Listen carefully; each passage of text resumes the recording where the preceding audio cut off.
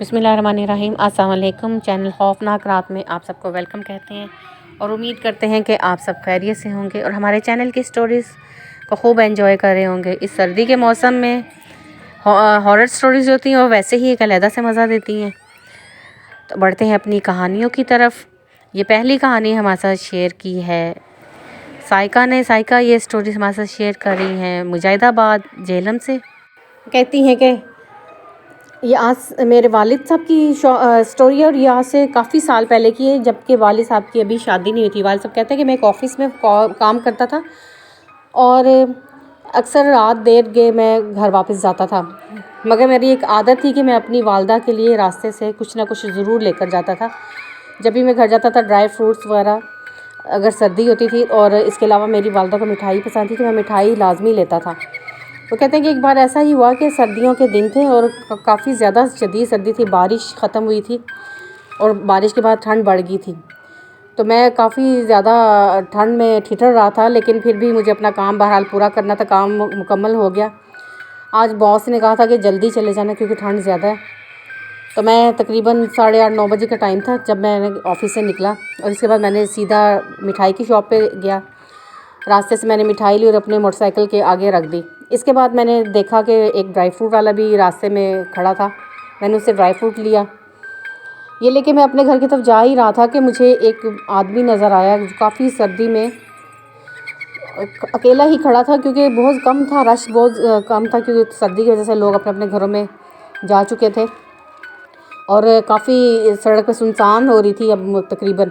तो कहते हैं कि वो शख्स मुझे नज़र आया, उसने एक कंबल सा ओढ़ रखा था सर्दी की वजह से, और वो मुझे इशारा कर रहा था कि गालिबन में मुझसे लिफ्ट मांग रहा था। कहते मैं कि उसके करीब पहुंचा तो मैंने खुद ब खुद मेरी जैसे मोटरसाइकिल उसके करीब ही रुक गई।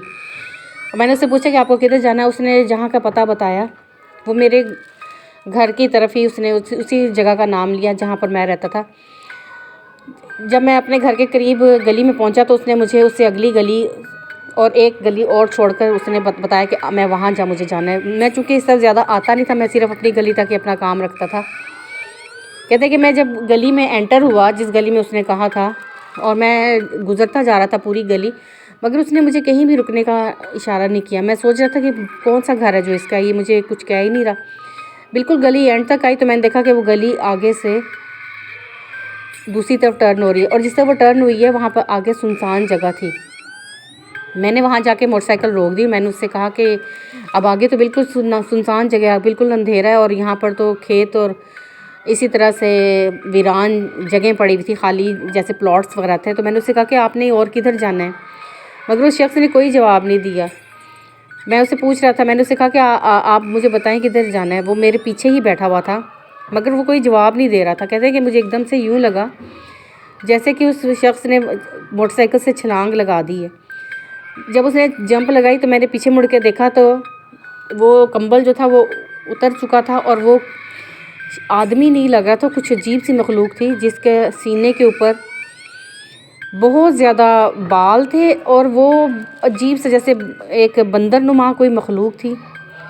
उसकी टांगें वगैरह तो इंसानों जैसी थी, हाथ भी, जिनको देखे मैं गलती खा गया था। मगर जो चेहरा उसने छुपाया हुआ था कंबल में, और कंबल में से अंदर से उसने मुझसे बात की थी जब की थी, तो अब वो जब उसने चेहरा अपना खाली उसका मुझे नज़र आ रहा था, लिहाफ हट चुका था, जब यहाँ हो गया मुझ पर, तो वो एक बंदरनुमा शक्ल थी और वो बहुत ज़्यादा, उसका जो कमर पे भी बाल थे, सर पे भी, वो बिल्कुल अजीब सी एक मखलूक थी। मैं उसको देख के चीखें मारने लगा। वो एकदम से गायब हो गया। कहते जैसे ही वो गायब हुआ मैंने वहाँ से सोचा कि भाग जाऊँ। मैंने अपने हवास बहुत ज़्यादा कायम किया था। मुझे ये लगा था कि मैं गिर के बेहोश हो जाऊँगा, इस कदर मेरे हाथ पैर काँप रहे थे। मैंने बड़ी मुश्किल से अपनी मोटरसाइकिल को जब टर्न करने लगा तो मैंने देखा कि मिठाई का डब्बा जो था वो उस पर से गायब था। मिठाई वाला डब्बा वहाँ पे मौजूद नहीं था। मैंने आगे पीछे जब ज़मीन पर भी नज़र मारी तो मुझे वो डब्बा कहीं भी दिखाई ना दिया। वो मखलूक शायद वो डिब्बा जो थी वो लेकर गायब हो चुकी थी। बाद में जब मैं मुश्किल से मैं गिरता पड़ता घर पहुंचा, मैं काफ़ी ज़्यादा थका हुआ था और मैं बहुत ज़्यादा, मुझे चोटें भी आई थी क्योंकि मैं बार बार मोटरसाइकिल से गिर रहा था। बहुत ज़्यादा मुश्किल से मैं घर तक पहुंचा था। हालांकि 2-3 गलियों के बाद ही मेरा घर था, मगर मेरी वालदा मेरी हालत देख के बहुत ज़्यादा परेशान होगी। मैंने उनको पूरी बात बताई तो कहने लगी कि अल्लाह का शुक्र अदा करो कि तुम्हारी जान बच गई है और शुक्र करो कि वो जो भी जिन्नात थे वो मिठाई के ऊपर ही टल गए हैं। उसके बाद मैं इस कदर डर चुका था कि मैंने दोबारा कभी इतनी रात के किसी को लिफ्ट देने की गलती नहीं की, और ना ही मैं अगर मिठाई लेनी भी होती थी तो मैं दिन को किसी ना किसी को पैसे दे जाता था कि मेरी वालदा के लिए मिठाई ले जाना। मैं शाम के वक्त नहीं लेकर जाता था। जब से हादसा देखा था तब से मैं बहुत ज़्यादा डर गया था कि मैं मिठाई को लेकर जाते हुए भी रात के वक्त डरता था कि जिन्नात की पसंदीदा चीज़ है, ये ना दोबारा मुझ तक पहुँच जाए। वो बहुत शुक्रिया, ये कहानी आपने सुनाई और बहुत ही खौफनाक कहानी थी वाकई। अगर एक बंदा इतना सर्दी में ठठर रहा है और इतना थका हारा है और उसके साथ ये ऐसा वाक़या हो जाए तो वो तो वाकई अपने हवास उसके जो हैं वो जवाब दे जाएंगे। बहुत शुक्रिया आपका। जैसा कि आप जानते हैं कि हर चीज़ की एक अल्लाह ने प्रायोरिटी बनाई होती है। जैसा इंसान है वो भी बहुत सी चीज़ें हैं जिनको देखकर वो उसकी तरफ लपकते हैं और उनको पसंद होती हैं। इसी तरह से जिन्नात की भी कुछ ख्वाहिशात हैं, कुछ उनकी भी पसंदीदा चीज़ें हैं जो खाने पीने में होती हैं या मुख्तलिफ़ तरीके से जो चीज़ें उनको पसंद होती हैं, जिनमें कि एक मिठाई भी है जो कि उनको बहुत पसंद होती है। मीठा बहुत पसंद होता है जिन्नात को और ये उनकी हैबिट्स में से एक है। हम जितना इन चीज़ों के अंदर जाएंगे हमें मुख्तलिफ़ किस्म के उनके बारे में नॉलेज मिलती है और छोटी छोटी बातों से हमारी नॉलेज जो है बढ़ती जाती है, और हम चाहें तो इस इल्म के ज़रिए हम अपना दिफा भी कर सकते हैं और हम लोग इनसे दूर भी रह सकते हैं। बहुत शुक्रिया। बढ़ते हैं अगली कहानी की तरफ, और ये कहानी हमारे साथ शेयर करें सिकंदर। ये कराची से हमारे साथ शेयर कर रहे हैं ये कहानी। सिकंदर कहते हैं कि ये आज से तकरीबन 1 साल पहले की बात है, पिछली सर्दियों की बात है, जबकि अभी कोरोना का कोई ज़िक्र नहीं था। तो तब की ये बात है कि मैं अपने दोस्तों के हमरा मरी की सैर के लिए आया हुआ था और सर्दियों के दिन थे और हम लोग बर्फ़बारी जो एंजॉय करना चाहते थे। तो हमने अपने दोस्त से कहकर एक गाड़ी जो थी वो रेंट पे ले ली थी और उसके बाद हम मरी के लिए रवाना हो गए। चूँकि खूब बर्फ़बारी हो रही थी उन दिनों में और हम यही कुछ देखने के लिए आए थे। जब हम मरी के पास पहुँचे तो बर्फ़बारी शुरू हो गई और काफ़ी सुहाना मौसम था इससे पहले। अब बर्फ़बारी भी शुरू हो गई थी। हम इसको एंजॉय कर रहे थे, मगर आहिस्ते आहिस्ते जैसे जैसे हम बढ़ते जा रहे थे तो पीछे से बर्फ़बारी भी खूब शदीद होती जा रही थी। अब ऐसा हुआ कि मरी के करीब पहुंच के हम लोगों ने सोचा कि रात यहाँ पे गुजार लेते हैं क्योंकि बर्फ़बारी काफ़ी है, और इसके बाद आगे कल का प्लान करेंगे कि क्या करना है। हमने वहाँ पर करीब एक होटल में चेक इन करना चाहा, मगर वहाँ पर जगह बिल्कुल नहीं थी, तो हमें आगे हम बढ़ गए। एक जगह पर एक हमें होटल नज़र आया जो कि काफ़ी थोड़ा सा अलग से था। हमने वहाँ पर पूछा तो हमें 3 कमरे किराए पे मिल गए, और जैसे ही हमने चेक इन किया, हम 6 से 7 लड़के थे, 3 लड़के एक कमरे में हो गए, 2-2 करके हाँ 3 कमरे हमने साथ साथ में ले लिए। अब हम लोग एक ही जगह पर हमने खाना मंगवा लिया और एक ही कमरे में सब इकट्ठे होकर हमने खाना वगैरह खाया, और उसके बाद हम लोग आपस में बातचीत करने लगे। खूब ठंडक थी, ठंडा मौसम था और हम एंजॉय कर रहे थे। हमने कमरे की खिड़की खोल ली और बाहर बर्फ़बारी का नज़ारा करने लगे। हम लोग देख रहे थे बर्फ़बारी। काफ़ी देर के बाद बाकी लड़के थक गए, मैं और मेरा एक दोस्त है, हम मुसलसल खड़े हुए वहाँ पर देख रहे थे। तकरीबन रात का यही टाइम होगा 10-11 का, और हमारी ध्यान जो था बर्फ़ के ऊपर ही हम देख रहे थे। बाकी लड़के आपस में बातें वगैरह कर रहे थे, हम उनकी बातों का जवाब भी दे रहे थे और बाहर भी देख रहे थे। फिर हमने चाय मंगवाई, चाय भी हमने वहीं पे खड़े होकर पी, हम दोनों दोस्तों ने। उसके बाद मेरा दोस्त मुझसे कहने लगा कि वो देखो क्या है। मैंने वो दूर देखा तो मुझे बर्फ़ के ऊपर आग जली हुई नज़र आई। मैं काफ़ी हैरान था कि इस कदर शदीद बर्फ़बारी में ये आग कौन जला के बैठा हुआ है, और ये कैसे मुमकिन है कि आग वहाँ पर इस तरह से जली हुई है और उसके ऊपर बर्फ़बारी का भी असर नहीं हो रहा। हम लोग इस चीज़ को देख रहे थे कि शायद कोई कैंपिंग की हुई है लोगों ने या कोई ऐसा होगा कुछ। ये कैसे हो सकता है कि इस टाइम पे कोई आग जला के बैठा हुआ है इतनी ठंड में। तो हमें उसके बाद आग की वो चिंगारियाँ आगे पीछे घूमती हुई भी दिखाई दी, मगर अजीब बात ये थी कि वो चिंगारियाँ उड़ती थीं और अब दोबारा से फिर उसी आग की तरफ आ जाती थीं। हमारे लिए कुछ अजीब सा नज़ारा था, लेकिन सर्दी बहुत शिद्दत हो गई थी। तो मेरे दोस्तों ने कहा कि खिड़की बंद कर दो, बहुत ज़्यादा ठंड हो रही है। हम लोगों ने खिड़की बंद कर दी, मगर मेरा ध्यान बार बार उसी तरफ जा रहा था। अगले रोज़ भी बर्फ़बारी की वजह से रास्ते ब्लॉक हो चुके थे और ये ख़बर हमें मिली कि जी आगे जाने वाले भी तमाम रास्ते ब्लॉक है। तो हमने सोचा कि अब हमें यहीं पर टाइम गुजारना पड़ेगा। हमने उसी होटल से थोड़ा सा हम निकले और आगे पीछे घूम के वापस आ गए, दुकानें वगैरह घूमी, और उसके बाद जो कुछ हमने ख़रीद फ़रोख्त करनी थी थोड़ी बहुत वो की, और उसके बाद घर वापस आ गए अपने कमरे में। उसके बाद इस शाम होगी, अमेज़न में कल वाली बात थी, मैं देखना चाहता था कि आज भी वो आग वहाँ पे जलती है या नहीं। सारे शाम ही मैंने जाकर खिड़की खोल के देखा, मगर दूर दूर तक बर्फ़ के अलावा कुछ नज़र आ रहा था। कोई घर, कोई हट, कोई मकान, कोई होटल, कुछ नहीं था। और ज़्यादा मुझे जो हैरत हो रही थी वो ये था कि दरमियान में बहुत बड़ी एक गहरी सी खाई भी थी। मैं इस चीज़ से हैरान था कि ये कैसे हो सकता है कि कोई उस तरफ जाए खाई के और जाके आग जलाए, और ये बहुत नामुमकिन चीज़ थी, जबकि वहाँ पे कोई आबादी भी नज़र नहीं आ रही थी। लेकिन जैसे जैसे रात हो रही थी, मैं थोड़ी थोड़ी देर बाद खिड़की खोल के देखता था, भी बंद कर देता, क्योंकि दोस्त फिर शुरू हो जाते थे कहने के बंद कर दो, बंद कर दो। अब फिर जब वो खाना खा के हम लोग पारी और आपस में बातें वगैरह करने लगे, तो मैंने बहाने से खिड़की खोल दी।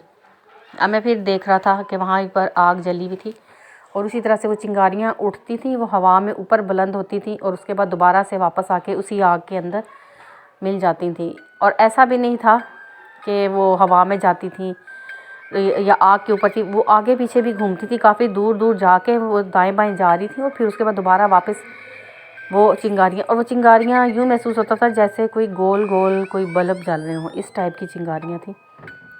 मुझको समझ नहीं आ रही थी कि ये क्या है। मैंने सोचा कि मैं इसका नज़ारा करने के लिए मैं होटल की छत की तरफ चला जाऊं, या फिर मैं कहीं बाहर निकल के देखूं कि अगर कहीं से मुझे खुल्लम खुल्ला ये नज़ारा देखने को मिले। मैं बाहर निकला, मैंने अपने हाथ में दूरबीन भी पकड़ ली, क्योंकि हम यहाँ पर आए थे घूमने फिरने, तो हमने हर चीज़ अपने साथ रखी हुई थी। तो मैंने अपनी दूरबीन भी साथ ले ली और मैं वो लेकर निकल गया। मोबाइल भी मेरे पास था। मैं वहाँ से निकला और आगे पीछे देखने लगा, किसी तरह से होटल की छत पे चढ़ जाऊँ या कोई ऐसी जगह हो जहाँ से मैं इस चीज़ को बगौर देख सकूँ। आखिर मैं अपनी उसमें कामयाब हो गया, क्योंकि जो सीढ़ियों का रास्ता ऊपर वाला बना हुआ था, उसके दरमियान में उन्होंने एक गैलरी नुमा जगह रखी हुई थी, जहाँ पर उन्होंने गमले वगैरह रखे हुए थे। मैं टहलता हुआ उस साइड पे चला गया और वहाँ पे खड़ा होकर मैं देखने लगा कि वहाँ से मुझे वो कदरे साफ़ नज़र आ रहा था। अपने कमरे से मुझे वो और करीब लग रही थी जगह। मैंने अपनी दूरबीन निकाली और मैं बगौर देखने लगा, तो मैंने देखा कि वहाँ पर आग जो जली हुई थी उसके इर्द गिर्द लोग बैठे हुए हैं, और वो जो लोग हैं उनकी आंखें बिल्कुल आग की तरह ही चमक रही थी, जैसे कि आग जलती है। और जिस चीज़ को मैं चिंगारियाँ समझ रहा था, वो चिंगारियाँ नहीं थी, वो उन लोगों की आंखें थी। वो लोग अपनी जगह से खड़े होते थे और फिर वो आगे पीछे जाते थे, और यूँ लगता था जैसे उनकी आंखें दहकते हुए कोयले हैं या चिंगारियाँ जो उड़ रही हैं, और फिर दोबारा से वो लोग आके वहीं पे बैठ जाते थे, तो यूँ लगता था कि जैसे चिंगारियाँ दोबारा आके उसमें मिल गई हैं। मैं ये देख रहा था तो मुझे बहुत अजीब सा लग रहा था। उन लोगों की शक्लें कुछ अजीब सी थी, अंधेरे में इतनी दूर से मुझे वो लोग नज़र आ रहे थे, और उनका अजीब सा नज़ारा था कि उनके चेहरे बहुत अजीब से थे। ऐसे लग रहा था कि जैसे कोई उधेड़ उम्र की बकरी जैसे होती है, इस टाइप की उनकी शक्लें थी, और उनके ऊपर सींग थे उनके बड़े बड़े, और उनके जो पैर थे और हाथ थे वो भी इसी तरह से जानवरों की तरह खुरनुमा। मैं इतना ही देख पाया था कि जैसे एकदम मेरी दूरबीन के आगे दो आंखें आ गई, बिल्कुल ऐसे जैसे करीब, और मैं एकदम से डर के पीछे हटा। देन देखा तो मेरी दूरबीन जो थी उसके शीशे टूट चुके थे, वो कुछ भी काम नहीं कर रही थी। मैं बहुत हैरान हुआ कि यहाँ पर तो कोई ऐसी चीज़ नहीं थी, ये क्या हुआ इसके साथ। मैं जल्दी से अपने कमरे में वापस आ गया। मैं थोड़ा सा डरा भी हुआ था कि मेरे साथ हुआ क्या है। उसके बाद जब हम सोने के लिए लेट गए, और जो 3 लड़के थे वो अपने कमरे में चले गए, और हम दो दोस्त जो थे अपने अपने कमरों में हम लोग आकर लेट गए।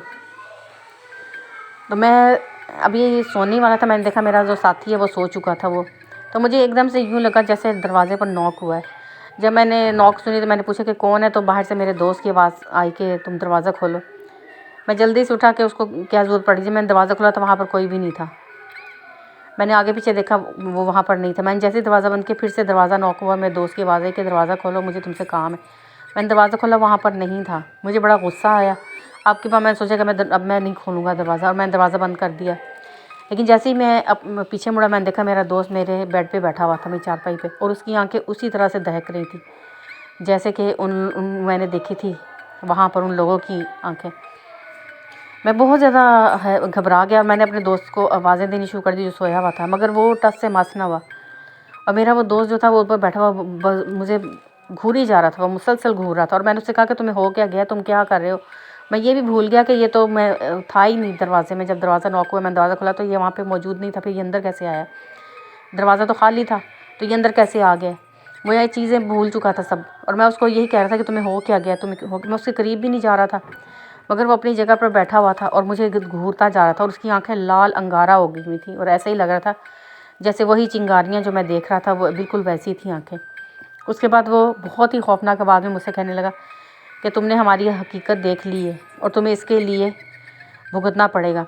जब उसने ये कहा, मैं उससे एकदम से मैं माफ़ियाँ मांगने लगे कि मुझे माफ़ कर दो, मुझे माफ़ कर दो। मैं ये सोचा था कि पता नहीं मेरे साथ क्या करेगा। उसने अपना हाथ हवा में बुलंद किया, तो मैंने देखा कि उसका हाथ नहीं था, बल्कि वो खुर थे जैसे बकरे के होते हैं, इस टाइप के, जैसे घोड़े के या गधे के, इस टाइप के उसके हाथ थे, जो कि वहाँ पे हमारी तरह के हाथ नहीं थे जैसे इंसानों के होते हैं, वो कुछ अजीब सी। और थोड़ी देर बाद वो गायब हो गया, उधर बैठा बैठा ही। जब मैंने ये देखा, मैं वहीं पे बेहोश होकर गिर गया। सुबह मेरे दोस्त ने मुझे उठाया, और वो नमाज़ के लिए उठा था, तो उसने मुझे अपने बिस्तर पे ना पाया। जब वो उठा, उसने देखा फ़र्श पे मैं गिरा हुआ हूँ। उसने मुझे जल्दी से उठ के लिटाया और सब दोस्तों को बुलाया। मेरा बदन ठंडा बर्फ़ हो रहा था। उन लोगों ने वहाँ पे करीबी हीटर चलाए। वो लोग मुझे बहुत ज़्यादा हीट वगैरह दे थे, मगर मैं खौफ और सर्दी से ठंडा यख हो रहा था, और मुझे उसकी बातें याद आ रही थी। मैं बहुत ज़्यादा घबरा गया हुआ था। मैंने उनको कुछ भी नहीं बताया कि मेरे साथ हुआ क्या, क्योंकि वो सब मुझे डांटते। वो मुझे सुलाना चाह रहे थे, मगर मैं सो भी नहीं पा रहा था। उन्होंने मुझे जाने कितनी गोलियां खिलाई, मगर मुझ पे कुछ असर नहीं हो रहा था किस चीज़ का। फिर मेरा एक दोस्त नीचे से गया कि होटल की कैंटीन से वो चाय बनवा कर लाया, मगर मुझ पे चाय पीकर भी कोई असर नहीं था। मैं सर्दी से बहुत ज़्यादा कांप रहा था। सर्दी थी या खौफ थी, मुझे खुद समझ नहीं आ रही थी। बहरहाल अगले रोज़ मैंने मना कर दिया कि मैं उस कमरे में नहीं सोऊंगा, मुझे दूसरे कमरे में सोना है। तो वो जिस जगह पे 3 दोस्त सो रहे थे, उन्होंने मुझे भी अपने साथ एडजस्ट कर लिया। मेरा वो दोस्त कहने लगा कि जो सिंगल था, वो कहने लगा कि मैं भी अकेला नहीं सोऊंगा, तो उसको भी साथ में वो दूसरे दोस्तों ने एडजस्ट किया, क्योंकि वो लोग कुछ ना कुछ भांप चुके हुए थे कि इसके साथ कोई ऐसा मसला ही हुआ है। जो कि मैं बाहर से जब आया था घबराया होता, तो तब भी वो मुझे देख रहे थे। अब वो लोग आयतल कुर्सी पढ़ के उन्होंने मेरे ऊपर दम किया, और मुख्तलिफ सूरतें वगैरह जो उनको आती थी सब ने पढ़ के मुझ पर दम किया, और मुझे सोने के लिए लिटा दिया। मगर उस रात कुछ अजीब सा ही हुआ। ऐसा लगा कि बहुत ज़ोर से ज़लज़ला आया। मेरे सब दोस्त भी जाग गए, और वो सब कलमा पढ़ने लगे कि जैसे बहुत ज़ोर से ज़लज़ला आ रहा है। ऐसे ऐसे हर जो हमारी चारपाइयाँ थी वो भी ऐसे हिल रही थी, और हर चीज़ पे जैसे एक लर्ज़ा सा था। मेरे तो कुछ दोस्त हो जैसे 2-3 वो बाहर निकल गए, और मैं कमरे में अकेला रह गया। वो ये देखने गए थे कि क्या वाकई ज़लज़ला है, लेकिन बाहर बिल्कुल खामोशी थी और सब लोग आराम से सो रहे थे। वो लोग होटल की नीचे गए, और जाके उन्होंने मैनेजर के पास चले गए कि पूछने के लिए क्या वजह है यहाँ पे। लेकिन वो कहने लगे कि ऐसा तो कुछ भी नहीं हुआ, आप लोगों को पता नहीं क्यों ऐसा लग रहा है। और उधर से मैं कमरे में अकेला था, तो मैंने देखा जैसे मेरे दोस्त सब लोग बाहर गए, और वो आगे पीछे रिसेप्शन पे भी गए, और वहाँ उन नीचे गए रिसेप्शन पे। तो उस वक्त मैंने देखा कि कोई सीढ़ियाँ चढ़ के ऊपर आया। मुझे यूँ आवाज़ महसूस हुई, कोई सीढ़ियाँ चढ़ता हुआ ऊपर आया, और वो सीधा उस जो ये फुट स्टेप्स थे, जो चाप थी कदमों की, वो सीधे इसी कमरे की तरफ आती जिधर मैं था। चूँकि वो दरवाज़ा खुला छोड़ गए थे, तो मैंने देखा कि मैं दरवाजे के सामने वही लड़का खड़ा था, और उसकी आंखें बिल्कुल लाल अंगारा हो रही थी, और उसका अजीब सा चेहरा हो रहा था। और वो मुझे कहने लगा, वो एकदम से कमरे में आकर वो मुझसे कहने लगा, बिल्कुल मेरे चेहरे के करीब चेहरा करके उसने कहा कि तुमने देखा है हमारी पावर, और आइंदा तुम अगर ये बात किसी को भी बताओगे तो हम तुम्हें इसी तरह से तबाह कर देंगे। तुमने हमारी पावर देख ली है, अभी तो मैं अकेला आया हूँ, अगर वो सब आए तो तुम बिल्कुल भी यहाँ पर नज़र नहीं आओगे। तो अपने दोस्तों की और अपनी अगर बचत चाहते हो तो तुम अपना मुँह बंद रखना। उस दिन के बाद से मैंने अपना बिल्कुल ज़ुबान बंद कर ली, और मेरे दोस्त वापस आए, उन्होंने बताया कि कोई ज़लज़ला वगैरह नहीं आया, जाने वैसे ही हमें कुछ महसूस हुआ है या इस तरह से। मैंने उन्हें बिल्कुल भी कोई बात नहीं बताई, और मैंने बिल्कुल खामोशी इख्तियार की। उसके बाद मैंने अपने दोस्तों को कहा कि हमें यहाँ पर नहीं मैं रहना चाहता, हमें वापस जाना है। वो कहने लगे कि रास्ते बंद हैं, हम किस तरह से जाएंगे। मगर मैं बहुत ज़्यादा बज़िद था कि हमने वापस जाना है, मगर इस कदर बर्फ़बारी हो चुकी थी कि हम नहीं थे जा सकते। बड़ी मुश्किल से मैंने वो दिन वहाँ पर गुजारे, और उन दिनों में वो बार बार वो लड़का मेरे पास आता था, और उसने मुझे बहुत ज़्यादा डराया, इतना डराया कि मैं बिल्कुल जैसे डिप्रेशन में चला गया। जैसे ही रास्ते खुले हम लोग वापस आ गए, और 2-3 दिन लगे थे इस चीज़ में, लेकिन तब तक वो चीज़ ने मुझे बहुत डराया। वो मुझे बहुत डराती थी, इस कदर उन्होंने डराया कि मैं जैसे कि बीमार हो गया था। मुझे मेरे दोस्तों ने जल्दी से कराची पहुंचाया जैसे तैसे, और डॉक्टर्स को भी चेक कराया, मगर डॉक्टर्स को समझ नहीं आ रही थी। तो फिर आलिम साहब के पास मेरे वालिद ख़ुद ही ले गए, और उन आलिम साहब ने जब चेक किया तो उन्होंने बताया कि पूरा एक कबीला है जो इसे तंग कर रहा है, जिन्नात का एक कबीला पूरा, इसने उनको देख लिया है या इसने उनकी किसी एक्टिविटी के अंदर कोई दखल अंदाजी की है जिसकी वजह से वो इसको तंग कर रहे हैं और वो इसको इसी तरह से नुकसान भी पहुंचा सकते हैं। मगर अल्लाह ताला का शुक्र है कि जो उन्होंने चीज़ें बताई थी पढ़ने के लिए और करने के लिए वो सब मैंने की और आयात बताई मुझे, और नमाज मैंने बाकायदगी से शुरू कर दी। मेरी ज़िंदगी का बिल्कुल लाइफस्टाइल चेंज हो गया था सब कुछ, और अब अल्हम्दुलिल्लाह मैं बिल्कुल ठीक हूँ। अभी भी मुझे जब वो उन दिनों का ख्याल आता है तो मुझे बहुत खौफ आता है। वो चीज़ हर वक्त मेरे सामने हाजिर हो जाती थी, ज़रा सा मैं अकेला होता था। अल्लाह का शुक्र है, अल्लाह ने मेरी हिफाजत की, मुझे बचाया उससे। बहुत शुक्रिया। बहुत ही खौफनाक और बहुत ही परेशानी वाली बात है जो आपने बताई। अल्लाह ताला हम सब की हिफाजत फरमाए। आज की ये स्टोरीज़ थी, उम्मीद है कि आपको ये स्टोरीज़ पसंद आएंगे। फिर किसी नई स्टोरी के साथ आपकी खिदमत में हाजिर होंगे, तब तक के लिए इजाज़त दें। अपना बहुत सा ख्याल रखें और अल्लाह ताला से बहुत सी दुआएं करें। अल्लाह ताला हम सब पे अपनी रहमत, अपनी बरकत बनाए रखे। फिर किसी नई स्टोरी। अल्लाह हाफिज़। Thanks for listening and keep listening.